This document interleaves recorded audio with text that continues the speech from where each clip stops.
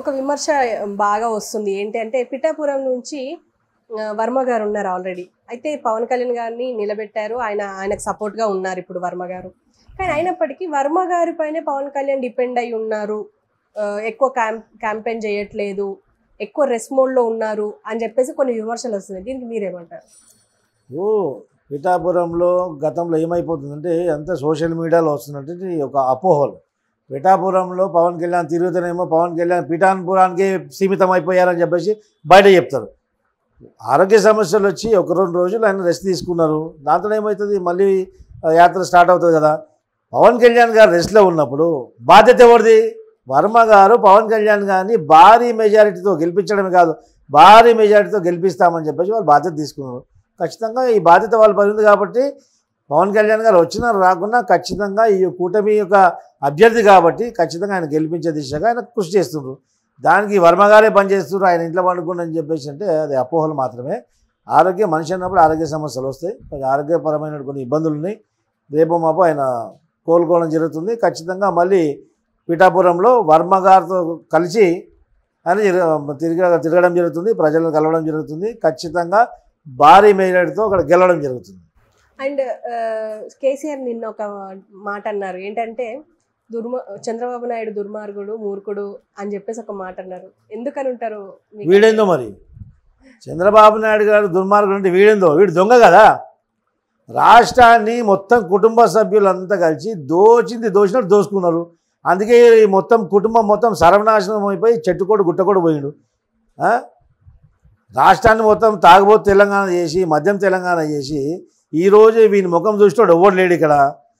ఈ లంగకు ఈ దొంగకు లంగ సోపతి కాబట్టి జగన్మోహన్ రెడ్డికి అనుకూలంగా చంద్రబాబు తిడితే జగన్మోహన్ రెడ్డి ప్రశంస పొందుతాడు, జగన్మోహన్ రెడ్డి కొంచెం ఖుషి అవుతాడు అనమాట.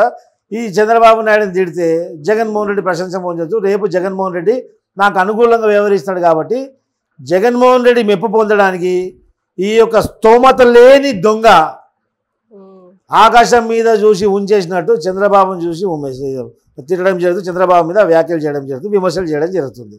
చంద్రబాబుని విమర్శించే స్థాయి కేసీఆర్ది కాదు. కేసీఆర్ స్థాయి ఈరోజు చెర్లపల్లి జైలు.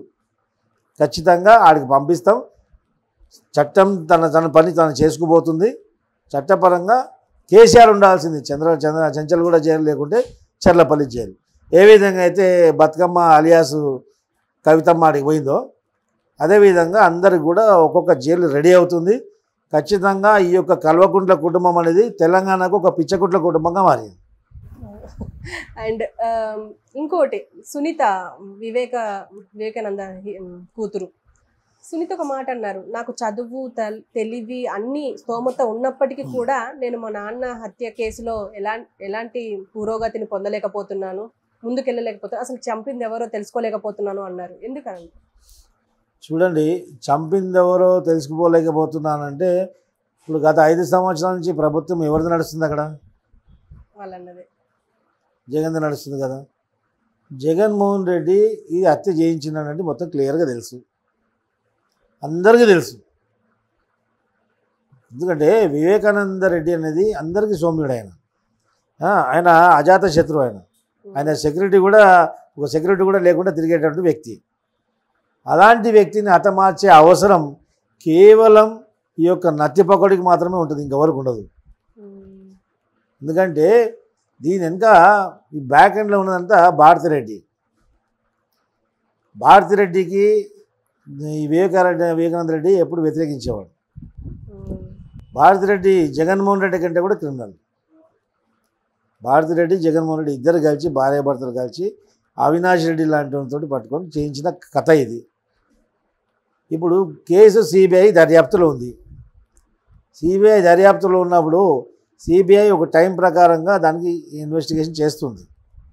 కాకపోతే మీరు సిబిఐ దర్యాప్తులో మీకు ఏమైనా అనుమానాలు ఏమైనా ఉంటే మీరు ఖచ్చితంగా సుప్రీంకోర్టును ఆశ్రయించవచ్చు.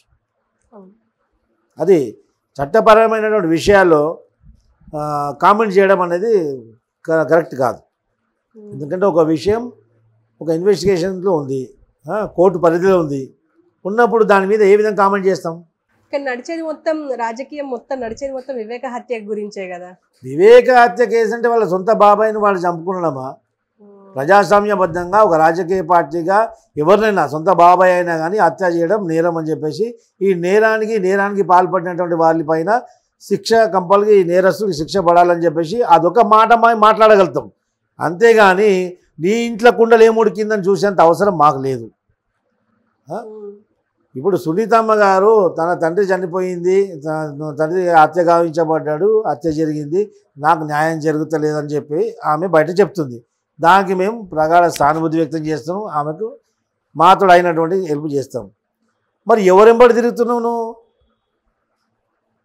ఒక ప్యాకేజ్ పొలిటీషియను, కాంగ్రెస్ పార్టీ లాంటి పార్టీకి ప్యాకేజ్ పొలిటీషియన్గా వచ్చి ఆమె ఈరోజు జగన్మోహన్ రెడ్డికి వ్యతిరేకంగానే జగన్మోహన్ రెడ్డికి ఉన్నటువంటి ప్రభుత్వ వ్యతిరేక ఓటు చీల్చడానికి, జగన్మోహన్ రెడ్డికి మేలు చేకూర్చడానికి ఆమె పనిచేస్తుంది కదా. ఆమె పనిచేసి ఆమె వెంబడి ఎందుకు తిరుగుతున్నావు? మరి జగన్మోహన్ రెడ్డితో నీకు పడదేమో, వేలుతలు మీకు పడదేమో, విజయమ్మకి పడదు కదా.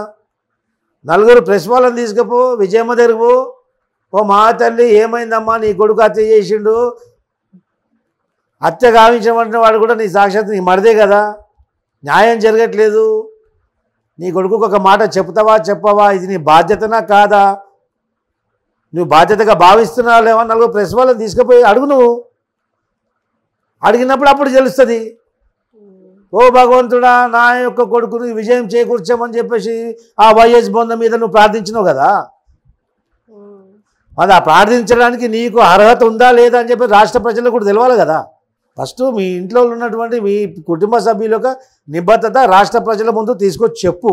ఆ తర్వాత ప్రజల ముందు ప్రశ్నించు. నేను చదువుకున్నా కదా అంటే, నాకు తెలివింది కదా అంటే, నీ తెలివి ఏడ ఉపయోగించాలి అలా ఉపయోగించు తల్లి. నీ చదువుకెందుకు మధ్యలో తీసుకొస్తున్నావు? వారు మాతో ఉన్నటువంటి సానుకూలంగా ఉన్నటువంటి ఆ యొక్క సందర్భంగా అనుకూలంగా దాని గురించి చంద్రబాబు నాయుడు గారు కూడా వారికి ఎప్పుడు కూడా తగిన విలువ ఆయనకి ఇచ్చారు. అదే కాకుండా వారు మొన్నటి వరకు కూడా వైసీపీ యొక్క ఎంపీగానే కొనసాగారు. ఎంపీ పదవికి రాజీనామా చేయలేదు. పూర్తి పదవీ కాలం అయిపోయేంత వరకు కూడా ఆయన ఎంపీకి రాజీనామా చేయలేదు. ఒకవేళ ఆయన ఎంపీ, మేము కూడా విషయం కమ్యూనికేషన్ గ్యాప్ ఎక్కడ వచ్చిందంటే, కేంద్ర ప్రభుత్వంతో సత్సంబంధాలు ఆయనకు ఉన్నాయి కాబట్టి బహుశా ఆయన బీజేపీలో చేరుతారేమో, చేరి బీజేపీ కోటాకు వచ్చినటువంటి కోటాలో ఆయన ఎంపీగా పోటీ చేస్తారేమో అని అలా ఊహించారు. దాంట్లో ఏమైపోయింది, ఆయన మొన్నటి వరకు ఏ పార్టీలో చేరకపోవడము, బీజేపీ వాళ్ళు కూడా మాకు సంబంధం లేనట్టు వాళ్ళు దూరం అయిపోవడము, జనసేనలో ఎలాగా అకామిడేట్ చేయడే పరిస్థితి లేదు కాబట్టి వారికి కొంచెం కంగుబాటు కలిగింది, కొంచెం కన్ఫ్యూజన్ క్రియేట్ అయింది. అలా నరసాపురం టికెట్ వేరే వాళ్ళు ఆశించడం, వాళ్ళకి ఇవ్వడం జరిగిపోయింది. ఆ తర్వాత మళ్ళీ చంద్రబాబు నాయుడు గారి దగ్గరికి వచ్చారు వాళ్ళు. చంద్రబాబు నాయుడు గారు మీరే రాజకీయ భవిష్యత్తు చూసుకోవాలి.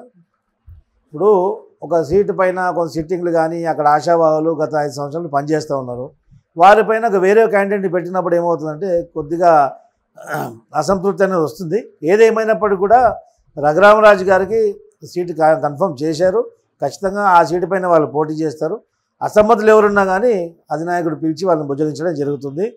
ఖచ్చితంగా అందరం కూడా ఏకతాటిపై వచ్చి రఘురామకృష్ణరాజు గారు కూడా అదేవిధంగా కూటమిలో నాయకులందరూ కూడా విజయం చేకూర్చే విధంగా అందరూ పనిచేయడం జరుగుతుంది. Thank you sir.